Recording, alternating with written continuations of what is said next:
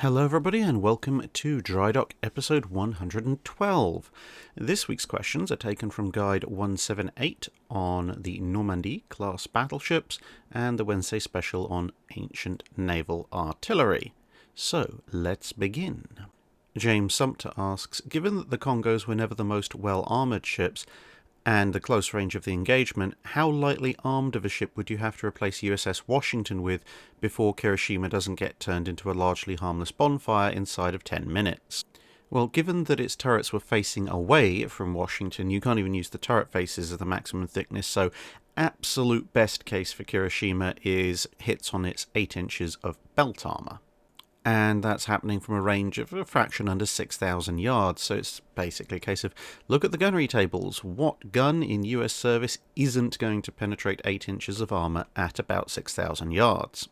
And in terms of capital ship weapons, while you do have to do some adjustments for the fact that a lot of the earlier guns were tested against Harvey plate and not Krupp grade steel,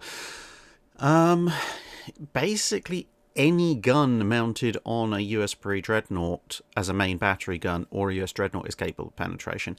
About the closest you that come to not penetrating is the Tennessee class armoured cruisers with their 10-inch guns. Those, if you adjust from Harvey to Krupp, probably can't, but in terms of capital ships, any US capital ship can. So the Tennessee class armoured cruisers, one sort of first line point, but then let's look at the lighter ships, so actual sort of heavy cruisers, light cruisers and destroyers.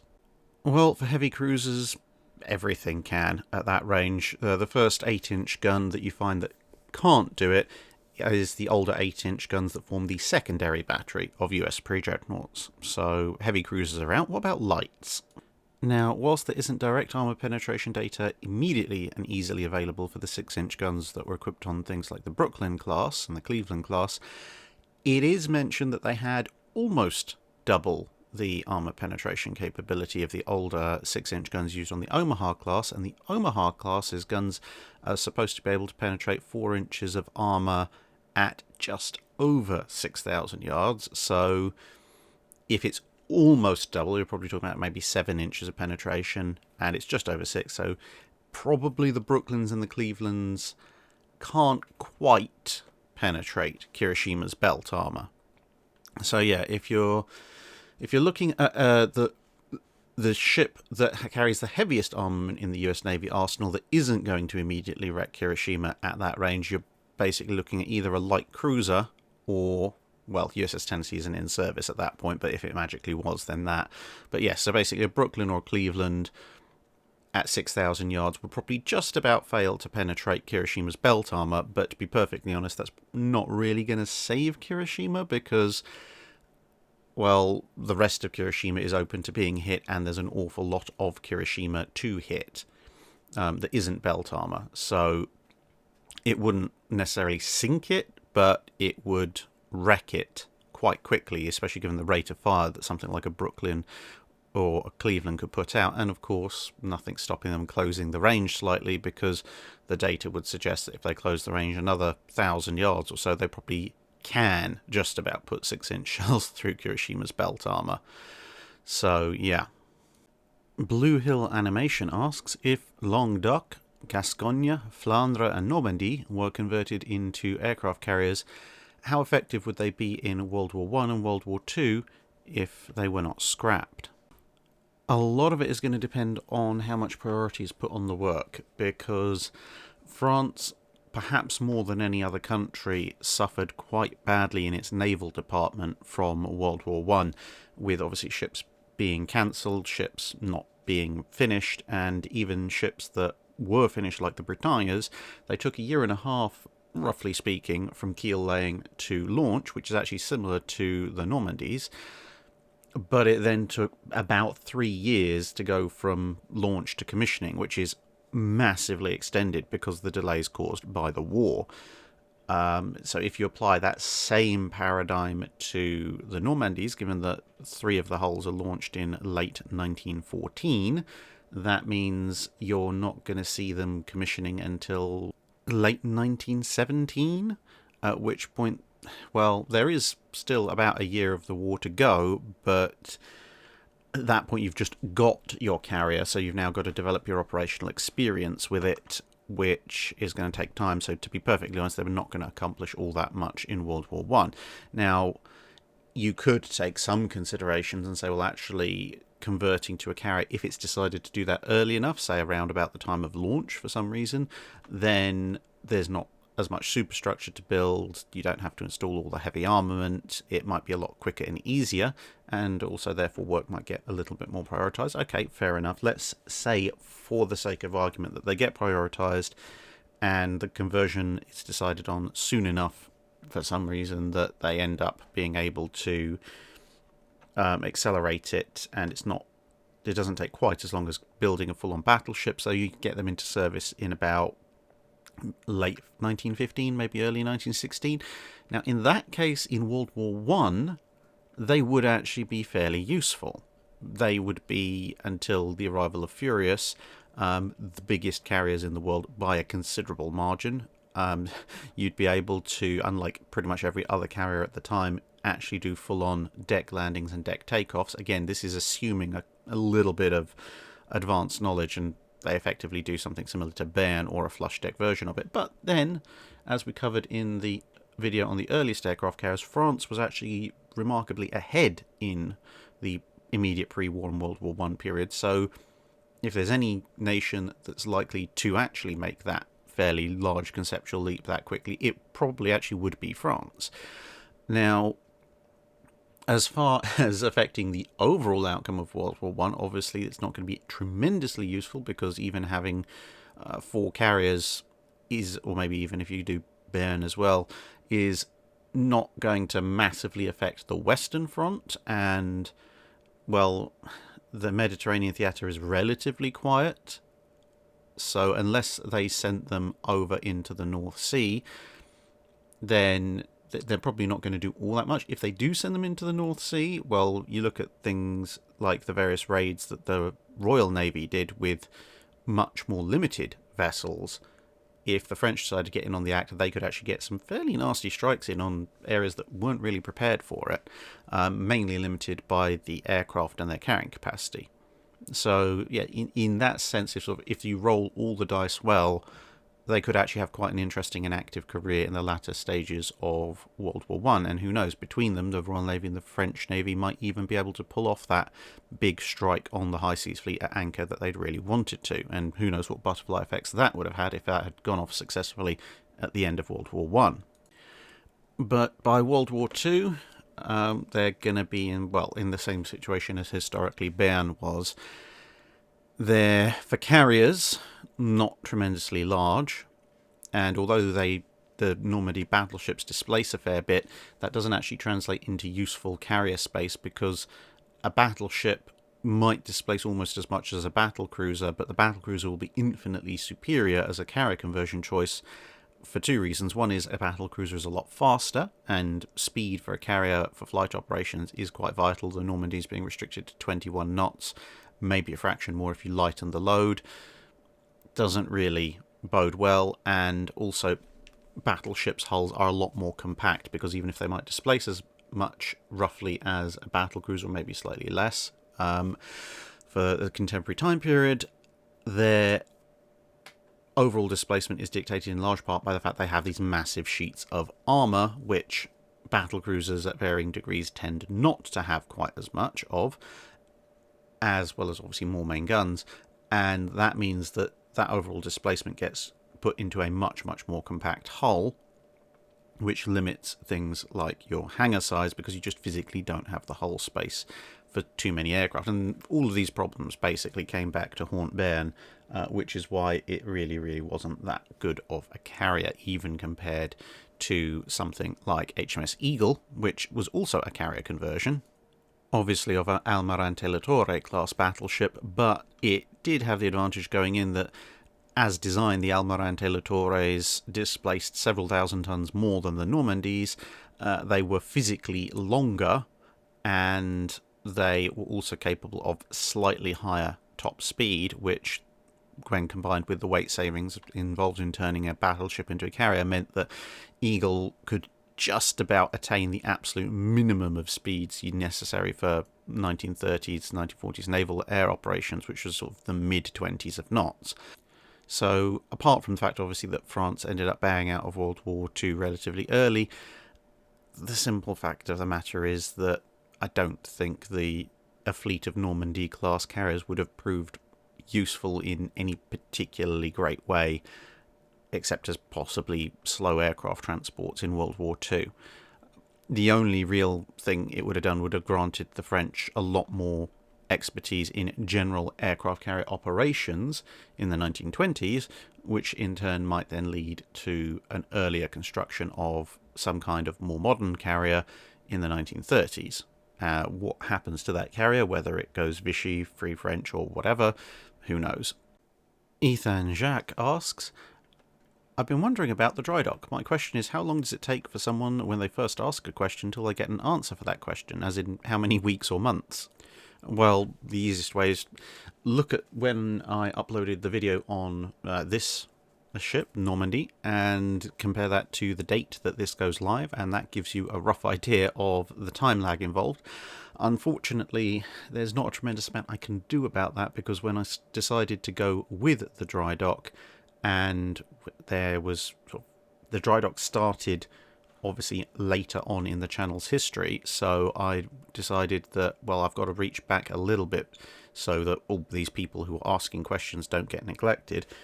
So I went back to, I think if I recall correctly, the guide that had enough questions on it to form a reasonable bit of content, which was obviously some weeks before, and that's basically how it's run ever since. So there is a bit of lag between questions being asked and questions being answered here in the Drydock. And of course I can't answer all questions. That doesn't mean that the questions people ask aren't interesting.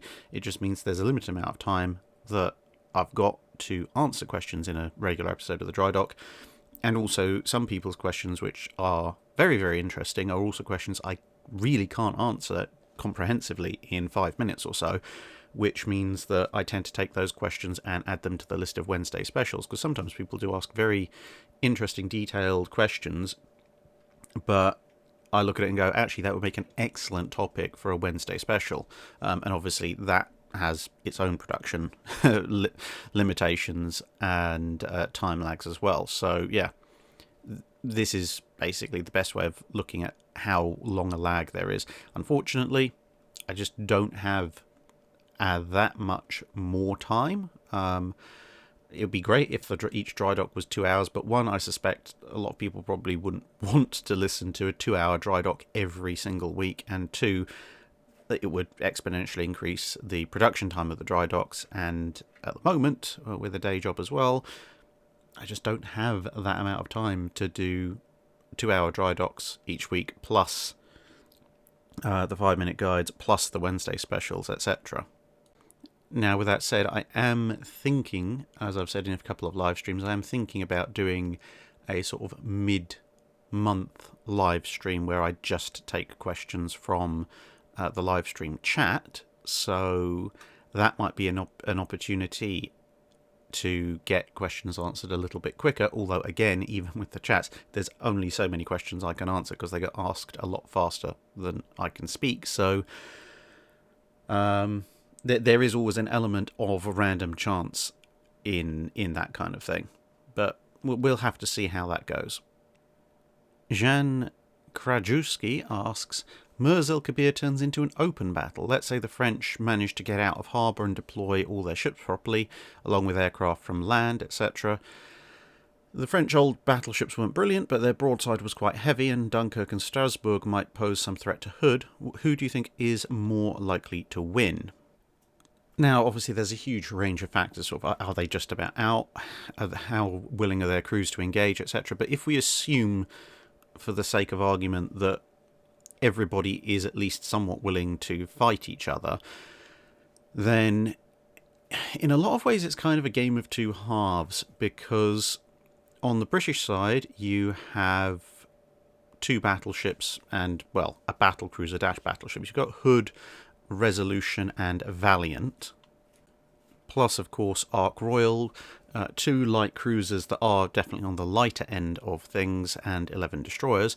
The French have 4 battleships, that's Bretagne, Provence, Dunkirk and Strasbourg, and 5 large destroyers. Well, there's a seaplane tender as well, but let's face it, I don't think that's going to really be doing much of anything. Now, in the light forces element, you've got 13 light British ships versus 5 French. Now, granted, each of those French destroyers is considerably larger than most of the British destroyers present, but still that's more than 2-to-1 odds, and whilst Arethusa and Enterprise aren't exactly the world's most heavily armed light cruisers, they are still more than capable of dealing with an overgrown destroyer. So the light forces engagement, I think, is probably not going to last tremendously long, and that will influence the capital ship fight. Now, in the capital ship fight, obviously Ark Royal is going to be standing off. It's not going to get into a surface action.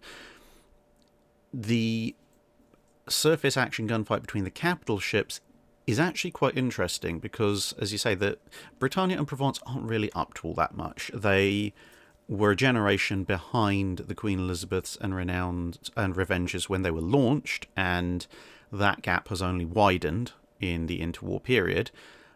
And whilst Dunkirk and Strasbourg are not the world's most heavily armoured vessels, they do have guns with a surprising punch, despite having, relatively speaking for World War II, a relatively small calibre of weapon.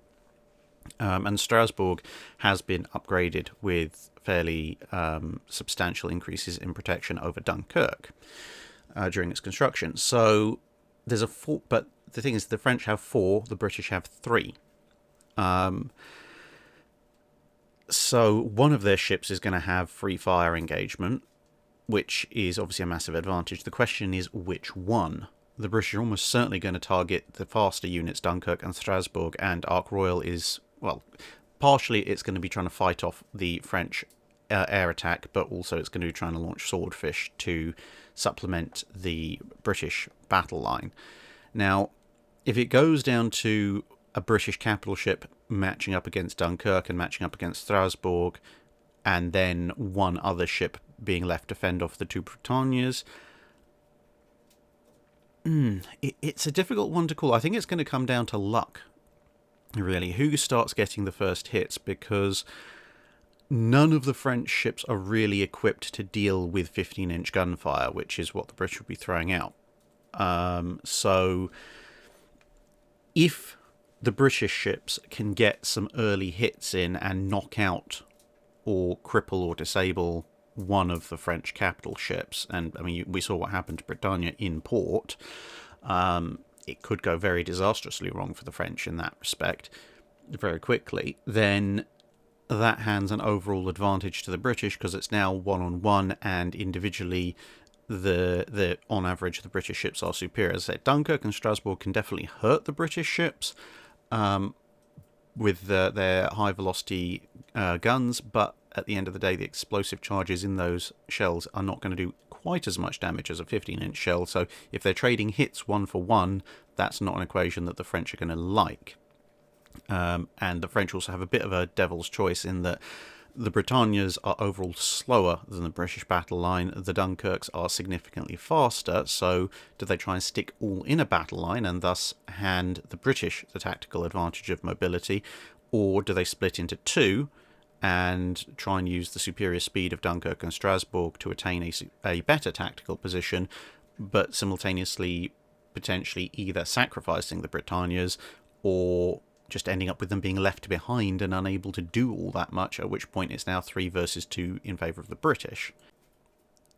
And the final factor you've got to take into account is, as I said, the light forces engagement is probably going to end relatively quickly in the favour of the Royal Navy, which means you're going to have any surviving light cruisers and destroyers moving in for torpedo assaults, which, whilst that may not be so much of a concern for the Dunkirks, which, as we said, can probably just outrun, outmaneuver, or outgun light ships that are coming in after them, for the Bretagnes, that is a major problem, because they can't do any of those things apart. Well, the heavy guns can obviously outgun them, but they're going to be otherwise engaged with the capital ships.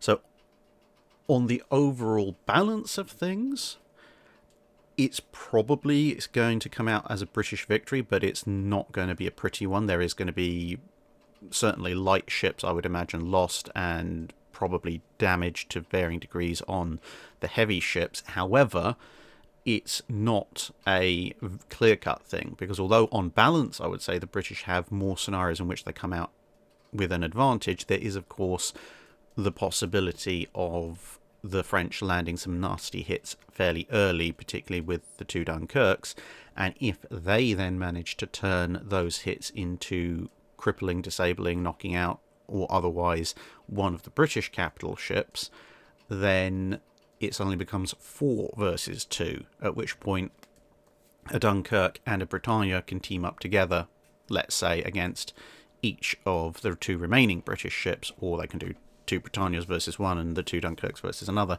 and that is not a recipe for anything going well for the British, unless somehow, as I say, they manage to pull it back with detonating a Britannia, or basically holding out long enough for the light forces to come into play. So there are possibilities where the British forces get driven off with bad losses, but overall I would say on the balance it's less likely than the British pulling a win with, again, losses and damage on their side as well as on the French. Zaquaholic asks, hypothetically, if you had a small force of 3 ships of the line similar to HMS Victory, how many frigates like USS Constitution would it take to bring down such a force? And what would your tactics be if you were on the American side and if you were on the British side? It's going to be very weather dependent, I think, because whilst frigates could take down ships of the line, it was relatively rare, and even then it took a lot of time, and the weather played a big part. So there's a relatively famous engagement between HMS Indefatigable, which is a heavy Razade frigate, and HMS Amazon, which is a more regular 5th rate, versus the French 3rd rate Droit de l'Homme, and that took place in a very heavy gale, and that allowed the 2 frigates to basically harry the French vessel pretty much to destruction. Even then, the French ship didn't surrender. It was basically badly damaged enough that the gale drove it onto a sandbar, but it overall did lose the fight. However, there were 2 major factors in there. One was that the French vessel was carrying troops, so it was a bit more heavily loaded down than normal, and 2, because of the gale, it couldn't open its lower gun ports, and that is the main axis that we're going to be focusing on, because without the French vessel being able to open its lower gun ports, not only was, as a 3rd rate, probably about half of its main armament completely useless, but also the heaviest part of that armament was useless. So you were effectively, at that point, had 2 frigates fighting a large frigate as far as weaponry was concerned. Obviously, the French ship of the line is a bit more durable than the average frigate, and this is going to be pretty much the case here as well. If you've got 3 first rates like HMS Victory, you've got your 3 gun decks, and whilst the Constitution and its sister ships proved to be fairly durable against fire from 12-pounders and 18-pounders to a certain degree, but even then not entirely invincible, given that when you look at the various engagements that Constitution and its sisters fought with ships like Java and Macedonian and Guerriere, once the actual main fighting had concluded, in all cases the US ships usually pull away for a little bit to repair damage. So they are taking damage, they're just not taking anywhere near as much damage as the ships that they're fighting. And we can see from the survey reports to HMS President after it was captured that once you end up fighting a ship with 24-pounders on their main battery armament, such as HMS Endymion, the President actually takes an awful lot of shot damage from that. And a 24-pounder is the middle gun deck of a ship of the line. The ship of the line also has a full gun deck below that of 32-pounders, which are going to do even more damage. So effectively, when you're fighting a ship of the line like Victory in a frigate, assuming that all the gun ports can be opened and you end up broadside to broadside with them, you're going to be looking at effectively fighting the equivalent of 3 frigates. One of sort of the upper deck with your either 12 or 18 pounders, depending on the time period, is effectively like fighting a light 5th rate or a heavy 6th rate. So that's okay. That's a fight that you could win. The middle gun deck is like fighting an entire other frigate armed with 24 pounders, i.e. a Razé or large frigate like Endymion, which is a fight that you can quite easily lose if you're a Constitution type frigate, especially when you consider you've got the 12 or 18 pounders from above also firing on you. And then you've got another frigate's worth of 32 pounders, and that's a fight you definitely will lose. That's kind of like trying to fight something like HMS Majestic or Magnificent. I can't remember which one it was, one of the M's, which was 3rd rate cut down as a Razé frigate, which was part of the chase of President. That's not a fight that a Constitution type frigate is going to want to win, because it simply outguns them in long guns, and everything else is kind of ancillary to that. And obviously then you have light guns and carronades and such on both sides on the upper decks. And then you've got the fact that a ship of the line is more durable. I mean, it's more massive. Yeah, there's more space and volume to absorb damage, and also whilst Constitution was built and its sisters built taking a lot of inspiration and elements from a ship of the line, especially in things like frame spacing, it's not as heavily built as an actual full-on ship of the line. So in a durability race, even if the gun power was equal, the ship of the line is going to win.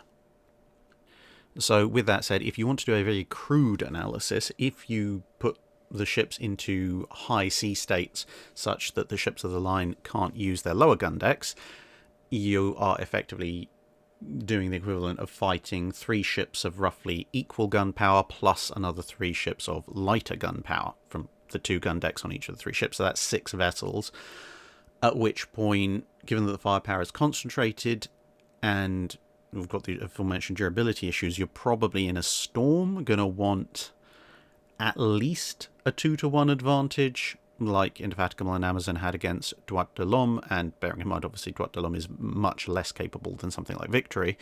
So at very minimum, you'd want 6 frigates, which ironically enough is the 6 frigates, like all of them. And as I say, when you talk about first rates and with that 24-pounder gun deck also operational, I wouldn't even necessarily bet on that. So to be on the safe side, you'd probably want 8 or 9. And at that point, you can actually afford, if you've got 8 or 9 ships, you can afford to have 3 ships go up one side, 3 ships go up on another side. So you're bracketing each of the ships of the line on both sides, which will complicate their ability to fire back. Although, if they're being sensible, then the ships of the line, their first thought, if they can't open their lower gun decks, ports will probably be to send some of the crews from the upper decks and all the crews from the lower decks to fight the 24-pounders on both sides of the ship at maximum capacity. So it would still be a very vicious fight, but then you could use your spare vessels to try and get in on some raking action, either fore, aft, or both. That might just about work, assuming that you can work your ships in the sea state in question. If you're talking about a gunfight in the open, clear, calm sea, when those 32-pounder lower gun decks can be opened up, that's a very, very different issue, because, yeah, a 32-pounder plus a 24-pounder broadside is going to do an awful lot of damage, and a lot of the Constitution type frigates firepower comes from these ships being having lots of carronades on the upper deck, which means you have to get in close, and if you're getting in close, that means you have to sail through this long-range bombardment fire from the ships of the line. You're still contesting with a ship that still massively outguns you anyway, and when you get in close, you've got the 64-pounder carronades, which could just sweep your entire upper deck. So if you are going to try and fight a ship of the line with a bunch of frigates, even heavy frigates, well, 3 ships of the line in this scenario, and it's going to be fine weather, I would probably recommend you need about a dozen, because you're going to want kind of 2-to-1 odds on one side just to keep up a rate of fire commensurate to keeping them occupied and making them not want to turn away. And then you're going to want to use your other 6, probably in 2 squadrons of 3, to go raking forward and aft. And that will probably pick away quickly enough at the front and rear ships of the line that there will still be some survivors in your broadside engagement pack. And then obviously once you've knocked those 2 out of action, you can swing around with your raking ships and concentrate all fire on the central vessel. Sam Adams asks, what if the US had decided that battleships were obsolete and opted not to build the South Dakotas, North Carolinas and Iowas, and instead fast-tracked production of Essex-class carriers? Does the war in the Pacific change significantly? And assuming the war is still won, on what ship is the Japanese surrender signed?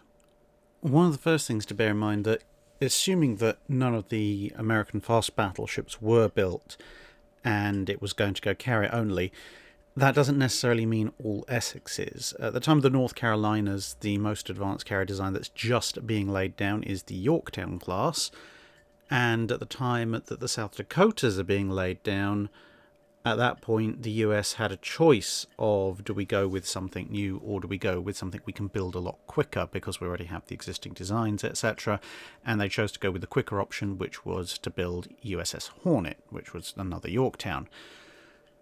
So if the US is trying to fast-track carrier production at the expense of battleships, then you're going to be seeing more Yorktowns, so probably a couple more Yorktowns instead of the North Carolinas, and probably a whole slew of Yorktowns, well, theoretically 4, maybe more, additional Yorktowns in 1939 instead of the South Dakotas.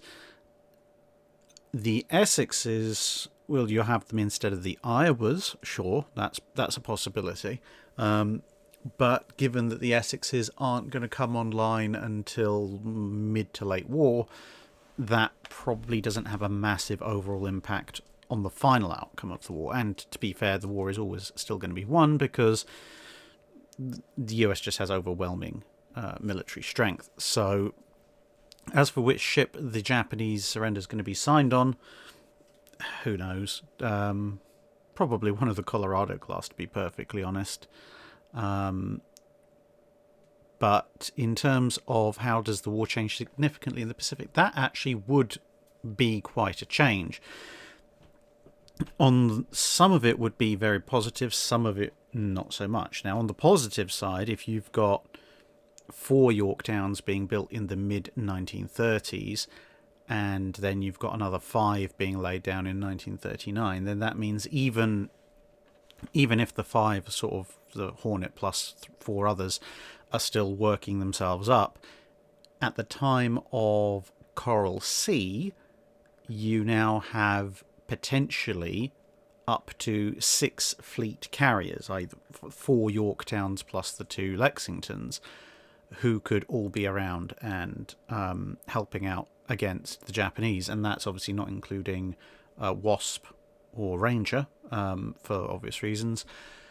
So your worst case scenario is 5 or 6 carrier hulls, which is going to give the US a significant advantage when it comes to playing off against the Japanese at Coral Sea. And by the time of Midway, so historically Hornet is then fully worked up, you are adding another 5. So even assuming that somehow Coral Sea goes as badly for the US as it does historically, i.e. they lose a Lexington and Yorktown is damaged, well, Yorktown can afford to sit it out at this point because you would have Enterprise, Hornet, Saratoga, okay, let's say is knocked out, still knocked out of action, no damaged, but you'd have Enterprise and Hornet, Yorktown's not coming along, but you'd now have 4 others, so you'd have 6 hulls versus the Kido Butai, which again is a massive advantage for Midway. So in almost all aspects, this massively helps the US in its carrier battles specifically, i.e. turning back the Japanese invasion, albeit that obviously this doesn't occur in a vacuum. If the Americans are just going gung-ho on the carriers, who knows what Japan is going to do in response. But Where it could come a little bit unstuck for the US is when it comes to the opening engagements around Guadalcanal. Because, yeah, it will dominate the air during the day, no problem, no question about that. However, at this stage of the war, the US Navy doesn't really have night ops capable carriers, and no matter how many aircraft you can put up during the day, the Japanese can still run the Congos and their cruisers, etc., in during the night. Now, obviously, you can get battles like the one where Hiei got beaten up at close range, which was still bad for the Japanese. But when you have, say, the encounters like the what's often called the Naval Battle of Guadalcanal, sometimes 3rd and 4th Savo Island, where Kirishima faces off against Washington and South Dakota. Well, if Washington and South Dakota don't exist, then you've got a lot of nighttime melee actions where the Japanese have by far the largest guns. And assuming they don't do something like sail right up into point-blank range like they did with Hiei, that could lead to an awful lot of damaged and destroyed American ships because, as I say, as long as they don't do a Hiei, something like Kirishima or Haruna or Kongo will make an awful mess of cruiser formations. It also leads to some other rather interesting consequences. Basically, Japanese night actions, night fighting capability becomes even more important than it was historically. So we think of, say, the Battle of Leyte Gulf. Now, the Centre Force showed up during the day, so they would probably be in for a world of pain.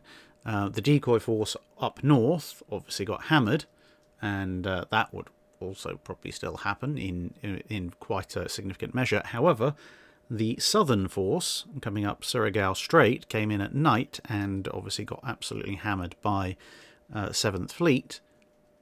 If 7th Fleet isn't there now, okay, Fuso got hit by torpedoes earlier, and Yamashiro would still get hit by torpedoes, but again, if Fuso and Yamashiro and Megami are having to face off against a surface group that consists at its heaviest of heavy cruisers, they have the opportunity to do an awful lot more damage before they go down. And with so much additional air cover, there's going to be a lot more fear on the Japanese part of operations during the day. So, as well as having the southern force coming at night, you'll probably also see the center force with Yamato, etc., trying to infiltrate at night. And at night, that means they can get in at closer range, and obviously USS Johnston will still put, and Samuel B. Roberts, etc., will still put up their heroic defense, but at much closer ranges, that's going to be a little bit of a painful experience for quite a lot of people. So overall, it's possibly, overall it's going to definitely increase US victory chances and the decisiveness of victories in some of the more open set-piece carrier battles. But there are also going to be circumstances where a force that has no fast battleships is going to suffer quite a bit when the Japanese can operate at night like they did, because with Surigao Strait, 7th Fleet is not going to be there just as a bombardment force. If you don't have any fast battleships, they're going to have to be used elsewhere. Not as carrier escorts necessarily, but probably a lot closer in to protect the landings. DK asks, how does one refloat a ship? Does it still need to be above the water, or can it be a fully submerged ship, be refloated and put back into service? In general, what's the time limit on such operations before the water has done too much damage? It depends greatly on the type of ship you're looking at, to be perfectly honest. Basically, the newer the ship gets, the more modern the ship gets, the less time it can spend underwater before it becomes uneconomical to repair and put back into service. So an old wooden ship basically, realistically, could spend almost any amount of time underwater until the wood started rotting, and you could still successfully salvage it. So say like when a ship like Mary Rose went down, whether you salvaged it the next day, the next week, the next month, or the next year, okay, after a year there'd probably be barnacle growth and some rot and such that you'd have to deal with. but broadly speaking, the salvage would still be possible. And yes, that this does apply for fully submerged ships. They don't need to be partially above the water, although it does make things a lot easier in some cases. In other cases, it can actually make it a lot harder, because if a ship has gone over and it's still partly out of the water, that means that it's resting on the bottom in a way that it's not supposed to be, but it's also not, because it's not completely submerged in the water, it doesn't have the displacement of the water to help make it effectively slightly lighter than it would be in open air, which does complicate salvage efforts when a ship isn't settling up right or close to it. But anyway, when you are talking about, say, World War I, World War II era ships, such as the salvage efforts at Pearl Harbor, there is machinery that will be badly affected by seawater and will get worse and worse over time, things like primarily the engines and the power plant, but the overall structure of the ship won't rust out too quickly. So, well, you can look at the Pearl Harbor salvage efforts, where they took ships back over to be patched up, remodernized and put back into service. Ships like that, as long as they don't suffer major structural collapse because of being at odd angles, can be salvaged several years after they've gone down, if necessary, and it's in the right conditions. Well, and the ship wasn't too badly damaged in the first place. But in terms of overall cost, the cost does go up fairly quickly, because the delicate parts, like the turbines and such, like, they don't appreciate being in the water anywhere near as much. So if you're talking about an economical recovery, as opposed to can we period recover it and refit it, you're probably looking in the order of several years for wooden ships. For steel warships, probably several months, beyond which the cost of refitting will go up massively. And for modern ships, the limit is pretty much when they sink, because modern warships carry so much in the way of sensitive electronics and other systems like that, and they don't deal with being submerged in water at all well. So once the ship's gone under and the water has gotten into those systems, you're going to have to strip out and replace so much of what makes that ship a warship that it's effectively beyond any economical means to repair and recover it. So you can take, for example, the Norwegian frigate that got hit relatively recently and ended up eventually going under. As long as they'd managed to keep it grounded, it was probably still repairable within the realms of economic sensibility. But once it had gone under, it didn't matter the fact it had been down there for a few hours or a few days. It was basically shot, and that's pretty much the conclusion I think they've come to, in that it would cost more now to refit and repair that thing and put it back into service than it would be just to buy a new ship. So, yeah, weirdly enough, the more modern a ship gets, the less time it can spend underwater before you can refloat it. In terms of actually refloating the ship in the first place, that can be done by a number of ways. If it's gone and capsized or turned upside down, then you have to somehow get it back upright, which is going to be a rather interesting task. But in terms of actually then getting it to the surface, assuming you want to refit it, because if you don't, you can just try and haul it to the surface upside down. They did that with a number of German ships in Scapa Flow. But assuming you want it to come back the right way up, it's a case of finding out where the holes are that caused it to sink, patching those, and then pumping out an awful lot of water. This is where having the ship only partially submerged does help to a degree, because it means you've got a clear point above water where you can pump water up, over and past, whereas if it's fully submerged, there's an awful lot more to do when it comes to pumping it out, because if you pump it out, water will just keep coming in the top.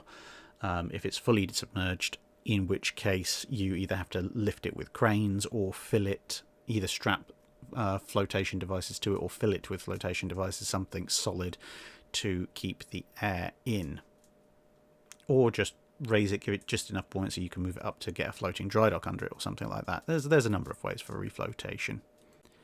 Bill Cunningham asks, at the Battle of Lake Po Yang, circa 1363, gunfire was not effective, yet fireboats, archery and incendiary weapons, young won the day. Why were the guns not able to be decisive at the time, and at what time did gunfire truly become the decisive factor in a naval battle?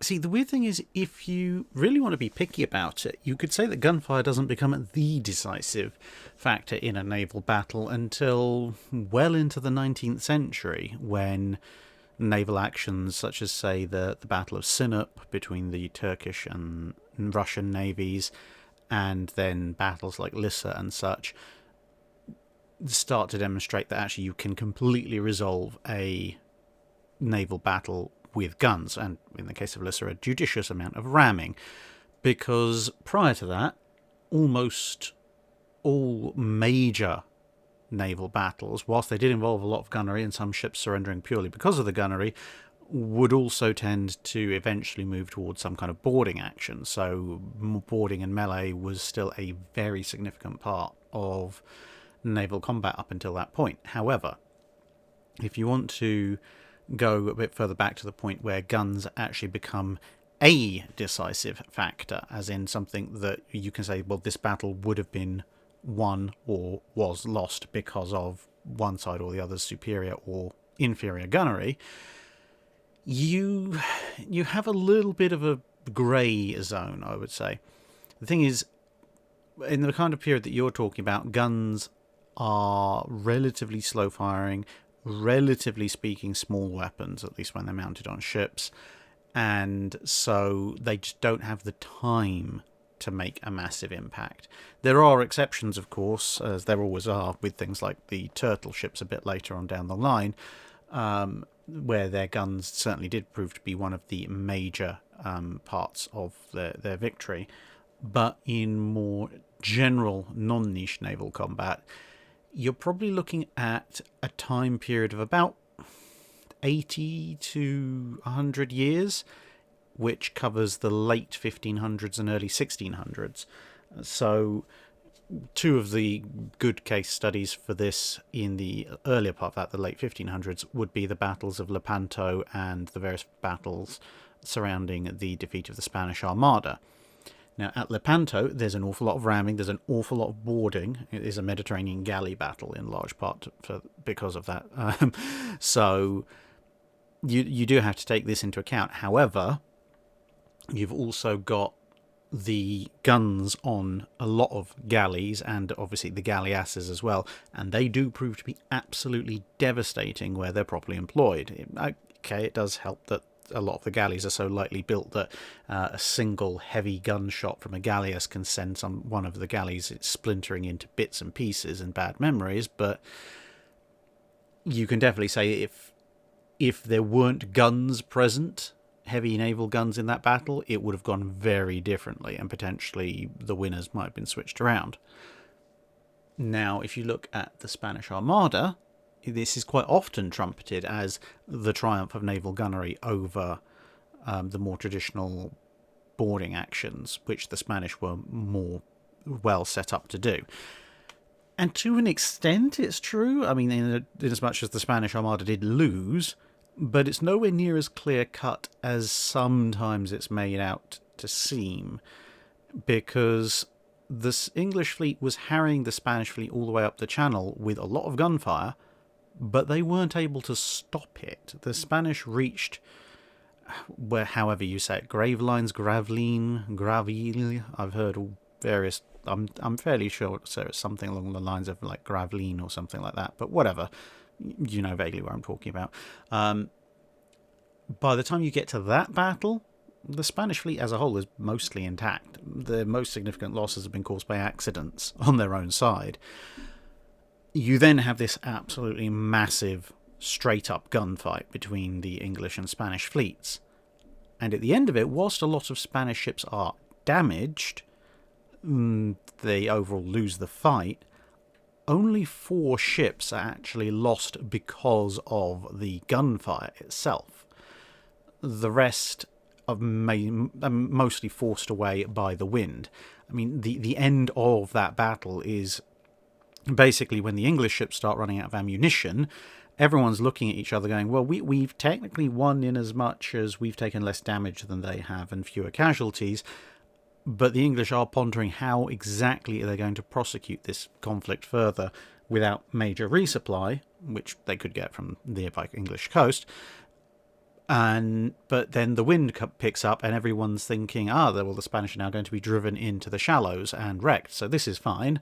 And then the wind shifts and they get blown north, and the Spanish think, we have been delivered. And then it turns out that, well, without your anchor cables and anchors, because of the fireship attack earlier, you don't really have much of a choice. You're just heading that way and then round Scotland and Ireland, and the Scottish and Irish coasts take a heavy toll of the Spanish, and that's that. But the long and the short of it is that the Spanish lost a battle, and they lost a few ships, but by and large the Armada itself was not fully and outright defeated by gunfire. It would have taken boarding actions to properly defeat them, and the English fleet didn't have the capability really to do that, and it turned out to be the weather that actually did the most damage. So in that case, again, gunfire was decisive, but it wasn't the be-all and end-all, as I say, that is sometimes portrayed. As you get into the Anglo-Dutch wars and you start to see line of battle tactics developing and more guns being deployed on ships and gunnery drill and technology advancing, I think that's roughly when you start to move over from guns can be the difference between victory and defeat to guns are the arbitrators of victory and defeat, because you still do get the odd reversal of fortune where someone will board another ship that by all rights it has no right to capture and succeeds. But by and large, by the time you get to the Anglo-Dutch wars, it is a case of the boarding is more of the finishing action to end the work that the guns have started. So that this kind of, let's say, late 1500s, early 1600s is probably the time of the ascendancy of the gun into the primary weapon of naval combat. Louis Maskell asks, Rodney's engines in April 41 were old and worn, and yet in the chase to intercept Bismarck she is known to have exceeded her design speed on a great mad dash. That's mentioned in the special Operation Rheinbogen. Yes, it was. Was this just a matter of piling on the pressure and to hell with any consequences? How much can be attributed to the skill of the engineering division of the ship with its men and officers, and what might they have done both to achieve this in such an old engine, but also to achieve this without everything breaking? So it's a mixture of the machinery capability itself, plus the definite skill of the engineering section, plus, to be perfectly honest, the fact that, well, they knew they were heading for America for a refit immediately afterwards, so the fact that if something broke, it wasn't going to be too much of a concern because it would get fixed fairly soon permanently. Probably also played into their minds a bit there. One of the things that does have to be borne in mind is actually that the Nelson class were pretty powerful for their rated speed in terms of their engine power. So they were designed to hit 23 knots and they were designed with 45,000 shaft horsepower. During their trials, they did exceed that by about half a knot to a knot, developing, to be fair, only slightly more horsepower, up to about 46,000 shaft horsepower. So only 1,000 shaft horsepower more, and they were almost a knot faster than their design speed, which speaks to both a very, very well designed hull hydrodynamically, which isn't too much of a surprise considering that an awful lot of work went into the G3 battlecruisers hydrodynamics, and the Nelsons are in part derived from them.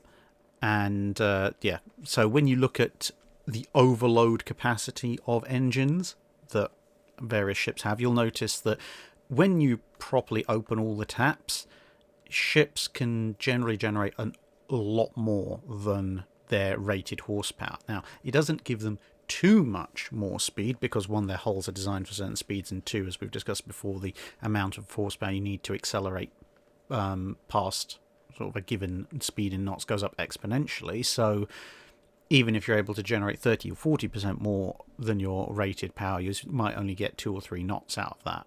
So there are limits, but as far as Rodney was concerned, this was the thing they needed to do. They needed to get there, and whatever else happened to the engines was, well, it would happen, and they just have to deal with it. So I suspect Rodney was probably generating an awful lot more than 45,000 shaft horsepower during the chase for Bismarck. And between their hydrodynamics and the fact they were already actually relatively nippy for their design speed, they would have quite comfortably, in Rodney's case, hit 24, 25 knots, I could imagine, very easily, which is roughly what's reported. Maybe even a fraction more if they really wanted to push it. Now, against that, you do have the fact, as you mentioned, that the ship was a little bit old and worn out at that point, so the engines wouldn't have been quite at the top of their game, so maybe not able to put out quite the same kind of overload power as they would originally have been able to. But again, you have to count back against that, both, as we said, that they weren't really too concerned with what might happen 2-3 days down the line, because that wouldn't really matter. But you've also got to take into account that the engineering section would have and did do an absolutely heroic job, because it's one thing to stress your old boilers way beyond their theoretical designed for tolerances and ramp the ship up to a much higher speed than you think. But even if a well-regulated set of machinery can take that for a while, it still does require an awful lot of skill and very careful attention over a prolonged period of time by the engineers in order to ensure that something doesn't go horribly amiss and you end up with a boiler exploding or a pipe running dry or something like that. So, and just keeping it all lubricated apart from anything else. So there is an awful lot of skill involved in doing so as well.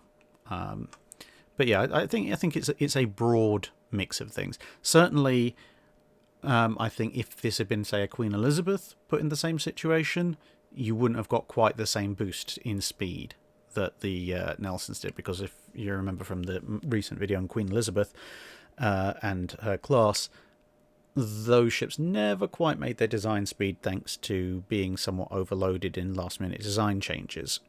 So even if they'd poured the power on, no matter the skill of the engineering crew, I think with the Queen Elizabeth you might have just about ticked up to around about design speed, maybe just a hair over, which ironically enough would have put them at about the same speed of about 25 knots. But for the Nelsons, with that reserve of power they demonstrated on trials, plus a skilled crew, then yeah, they easily could have hit 2 or 3 knots over their design speed in order to help chase down Bismarck.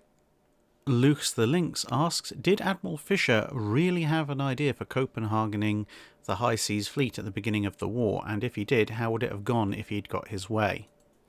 So yes, Admiral Fisher really did suggest repeatedly and at length that the Royal Navy's best way of curtailing Germany's naval expansion was literally to sail up to Kiel in peacetime and just blow up the German ships in port and then sail away again and challenge them to try and do something about it, which obviously would have been rather difficult because their fleet had just been destroyed. And he called it the Copenhagen approach.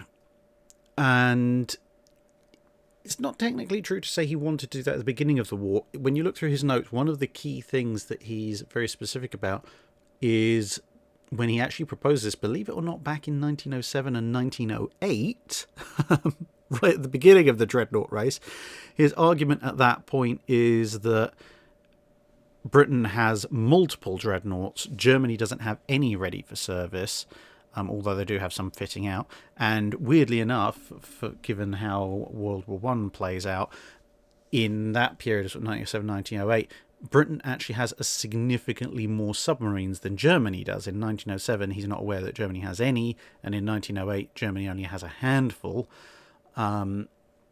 which therefore can't really do much to stop the Royal Navy just sailing up and blowing up everything in sight. So that is his big idea. By the time of 1914, Germany obviously now has plenty of submarines and such, and so Fisher at that point is a lot more reticent about the idea, although he still kind of in some correspondence does think it might work. But yeah, his big idea was basically to stop German naval advancements in its tracks by just literally sailing in out of the blue, blowing up everything in sight and sailing off again, saying, we told you not to get in a building competition with us.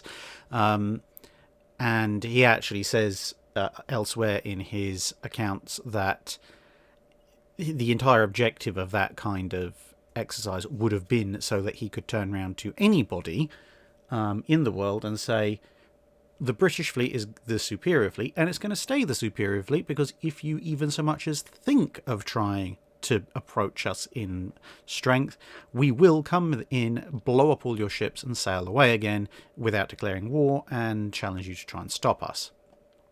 I particularly like this quote, where he says, "It is admitted that it was not quite a gentlemanly sort of thing for Nelson to go and destroy the Danish fleet at Copenhagen without notice, but la raison du plus fort est toujours la meilleure," which apparently means the reason of the strongest is always the best, or in other words, might makes right.